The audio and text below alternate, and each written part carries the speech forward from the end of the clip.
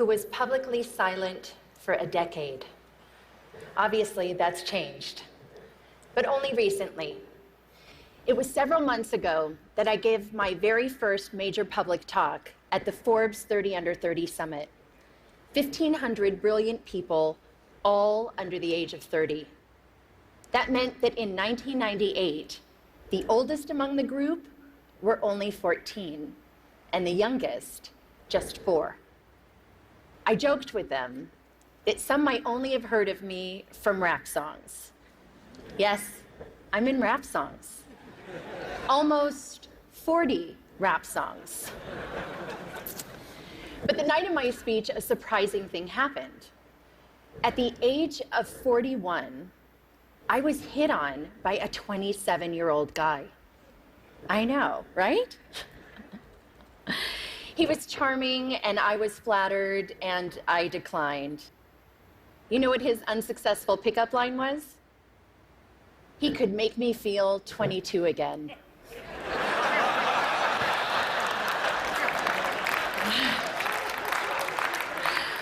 I realized later that night, I'm probably the only person over 40 who does not want to be 22 again.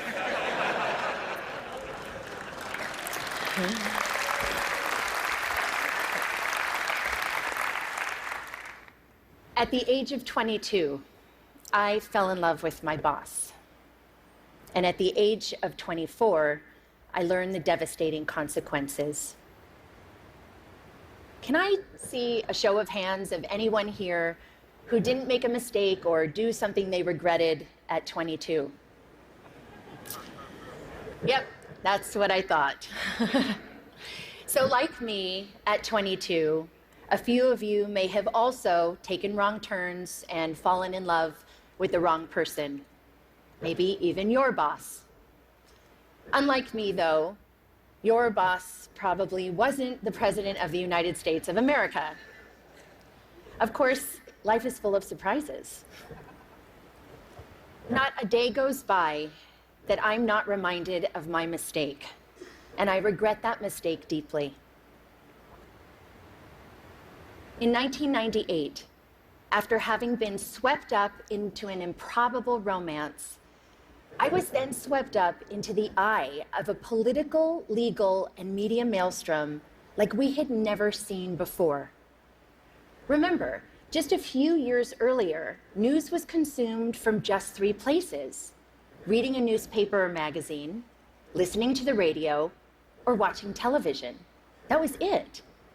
But that wasn't my fate. Instead, this scandal was brought to you by the digital revolution. That meant we could access all the information we wanted, when we wanted it, anytime, anywhere.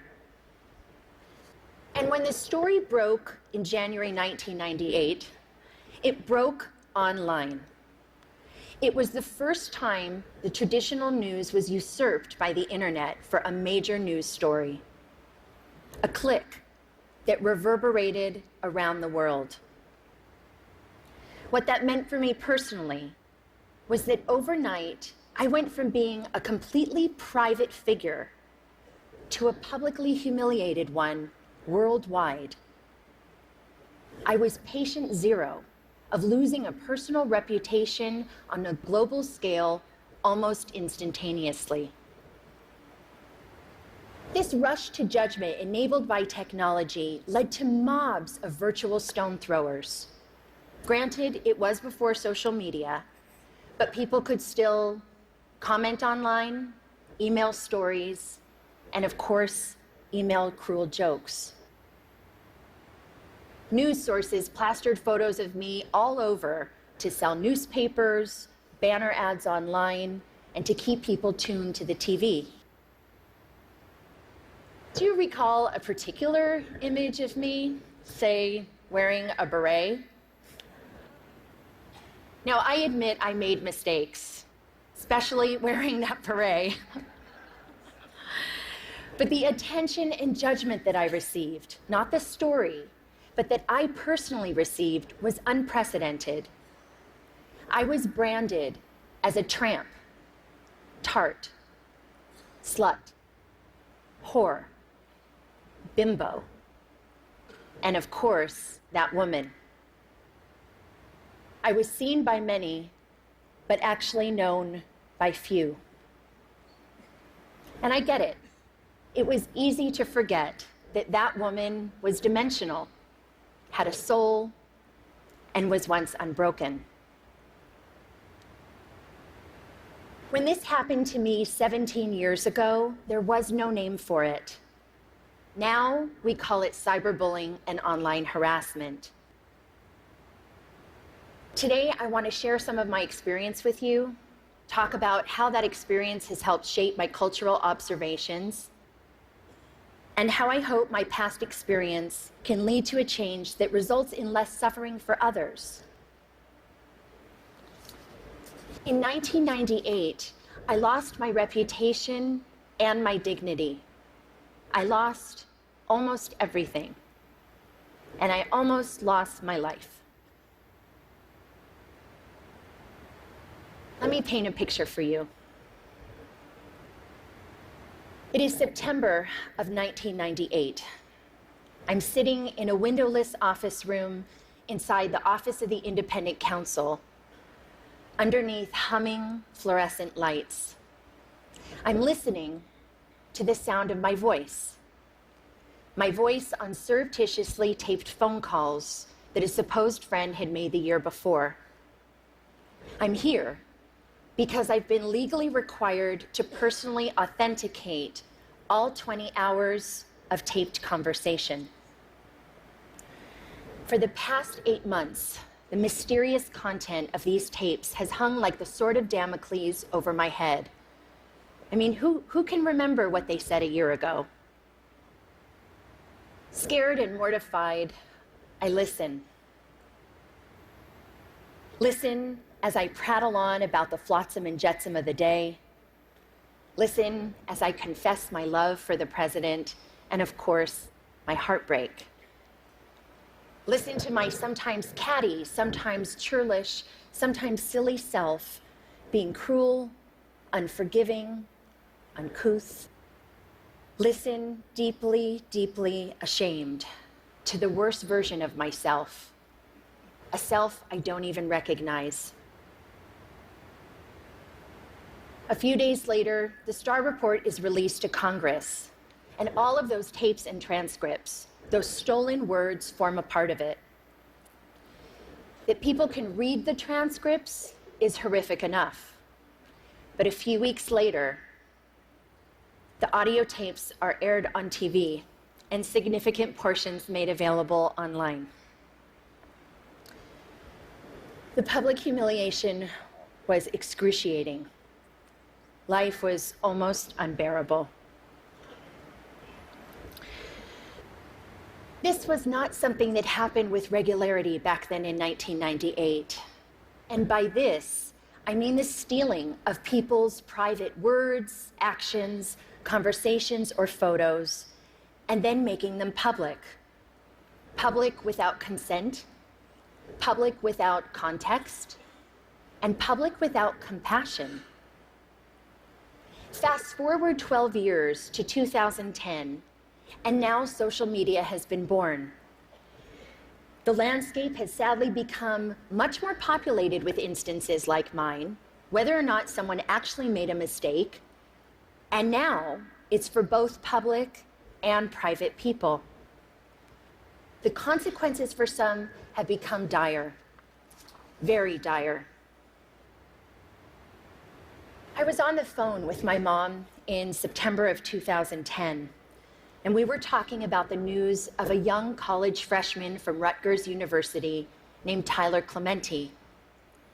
Sweet, sensitive, creative Tyler was secretly webcammed by his roommate while being intimate with another man. When the online world learned of this incident, the ridicule and cyberbullying ignited. A few days later, Tyler jumped from the George Washington Bridge to his death.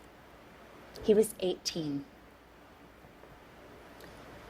My mom was beside herself about what happened to Tyler and his family, and she was gutted with pain in a way that I just couldn't quite understand. And then eventually I realized she was reliving 1998, reliving a time when she sat by my bed every night. Reliving a time when she made me shower with the bathroom door open. And reliving a time when both of my parents feared that I would be humiliated to death, literally. Today, too many parents haven't had the chance to step in and rescue their loved ones. Too many have learned of their child's suffering and humiliation after it was too late. Tyler's tragic, senseless death was a turning point for me. It served to recontextualize my experiences, and I then began to look at the world of humiliation and bullying around me and see something different. In 1998, we had no way of knowing where this brave new technology called the internet would take us. Since then, it has connected people in unimaginable ways, joining lost siblings, saving lives, launching revolutions. But the darkness, cyberbullying, and slut-shaming that I experienced had mushroomed. Every day online, people, especially young people who are not developmentally equipped to handle this, are so abused and humiliated that they can't imagine living to the next day. And some, tragically, don't. And there's nothing virtual about that. Childline, a UK nonprofit that's focused on helping young people on various issues, released a staggering statistic late last year. From 2012 to 2013, there was an 87% increase in calls and emails related to cyberbullying. A meta-analysis done out of the Netherlands showed that for the first time, cyberbullying was leading to suicidal ideations more significantly than offline bullying. And you know what shocked me, although it shouldn't have, was other research last year that determined humiliation was a more intensely felt emotion than either happiness or even anger. Cruelty to others is nothing new, but online, technologically enhanced shaming is amplified, uncontained, and permanently accessible. The echo of embarrassment used to extend only as far as your family, village, school, or community. But now it's the online community too. Millions of people, often anonymously, can stab you with their words, and that's a lot of pain. And there are no perimeters around how many people can publicly observe you and put you in a public stockade. There is a very personal price to public humiliation, and the growth of the internet has jacked up that price. For nearly 2 decades now, we have slowly been sowing the seeds of shame and public humiliation in our cultural soil, both on and offline. Gossip websites, paparazzi, reality programming, politics, news outlets, and sometimes hackers all traffic in shame.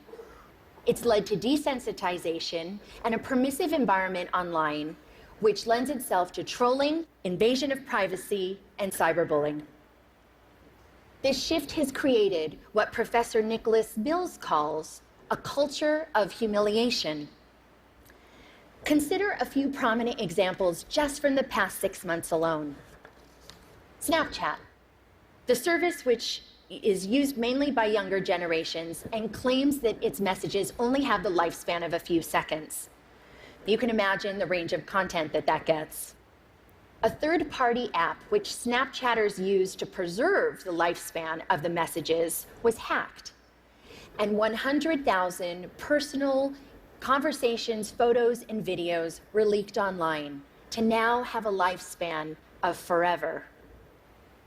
Jennifer Lawrence and several other actors had their iCloud accounts hacked and private, intimate, nude photos were plastered across the internet without their permission. One gossip website had over 5 million hits for this one story. And what about the Sony Pictures cyber hacking? The documents which received the most attention were private emails that had maximum public embarrassment value. But in this culture of humiliation, there is another kind of price tag attached to public shaming.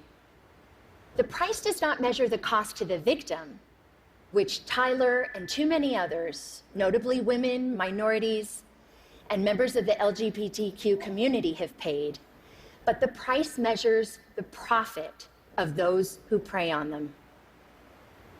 This invasion of others is a raw material, efficiently and ruthlessly mined, packaged, and sold at a profit. A marketplace has emerged where public humiliation is a commodity and shame is an industry. How is the money made? Clicks. The more shame, the more clicks. The more clicks, the more advertising dollars. We're in a dangerous cycle.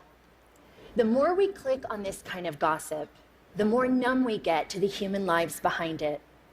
And the more numb we get, the more we click. All the while, someone is making money off of the back of someone else's suffering.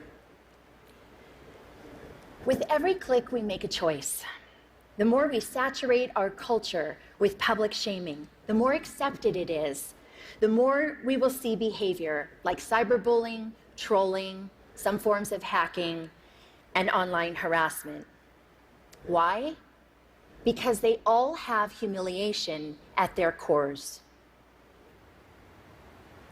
This behavior is a symptom of the culture we've created. Just think about it. Changing behavior begins with evolving beliefs. We've seen that to be true with racism, homophobia, and plenty of other biases today and in the past. As we've changed beliefs about same-sex marriage, more people have been offered equal freedoms. When we began valuing sustainability, more people began to recycle. So as far as our culture of humiliation goes, what we need is a cultural revolution. Public shaming as a blood sport has to stop. And it's time for an intervention on the internet and in our culture. The shift begins with something simple, but it's not easy. We need to return to a long-held value of compassion and empathy. Online, we've got a compassion deficit, an empathy crisis. Researcher Brené Brown said, and I quote, "Shame can't survive empathy. Shame cannot survive empathy." I've seen some very dark days in my life. It was the compassion and empathy from my family, friends, professionals, and sometimes even strangers that saved me. Even empathy from one person can make a difference. The theory of minority influence, proposed by social psychologist Serge Moscovici, says that even in small numbers, when there's consistency over time, change can happen. In the online world, we can foster minority influence by becoming upstanders. To become an upstander means, instead of bystander apathy, we can post a positive comment for someone or report a bullying situation. Trust me, compassionate comments help abate the negativity. We can also counteract the culture by supporting organizations that deal with these kinds of issues, like the Tyler Clementi Foundation in the US. In the UK, there's Anti-Bullying Pro, and in Australia, there's Project Rocket.